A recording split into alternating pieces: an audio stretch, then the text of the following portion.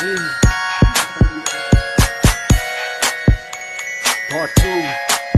Yeah. Bad beats. Here we go. Tinitigasan na naman ako sa iyong ganda. Dahil sa iyong ganda, ako'y napatanga. Hey guys, good morning. Ayan, magluluto ako ng ginisang okra. Ayan guys, ulamin ko.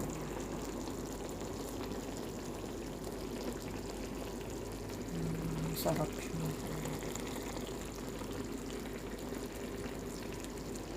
Lang maulam guys, yan lang. Sarap yung okra. Pampalinaw ng mata. May halong kamatis. Yung kamatis naman. Masarap din yan sa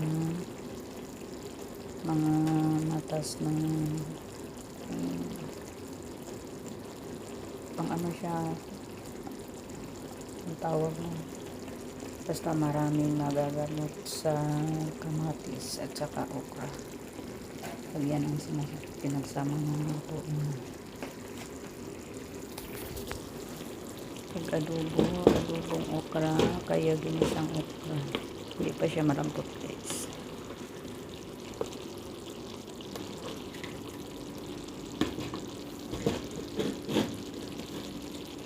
Hindi pa siya malambot guys. Yan ang sarap talaga guys. Yung iba lambot na, yung iba hindi pa. Matigas yung mga okra dito pa. Luto. Hindi katulad ng Pinas. Madali lang lutuin yung okra doon sa atin. Dito ang tigas. Oh, hindi pa siya malambot. Oh. Yan, haluin ko lang guys. Yan. Masarap talaga. Kasi daw, sabi nila marami ang magagamot dito sa okra. Kaya, kakain kayo ng marami ng okra. Yan. Pampalinaw siya ng mata. Yung kamatis naman, marami siyang magamot sa kamatis. Marami siyang makukuha ng mga benefits. Tulad ng okra. Pareho yan sila kamatis tsaka. Tapos, hinaluan ko din ng konting pangpasarap lang. Para siya malapot yung sabaw niya. Yan. Na-try ito na to. Nung nalaman ko na yung okra maraming benefits at saka yung kamatis. Nagsimula akong kumain. Totoo pala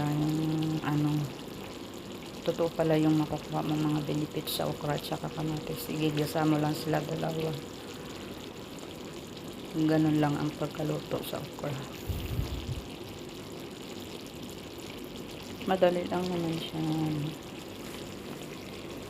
Yung pakuluan mo lang ng pakuluan hanggat ano siya, yung sabaw niya hindi marami lang, pang medyo siya, matuyo-tuyo konti. Masarap siya. Konti lang sabaw ang iiwan.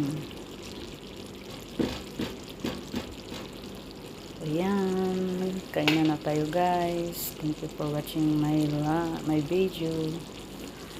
Please pa-subscribe my YouTube channel, Janito FW Vlog. Thank you for so much for watching for my video. Please paki-like and share. Thank you guys. Bye-bye and God bless.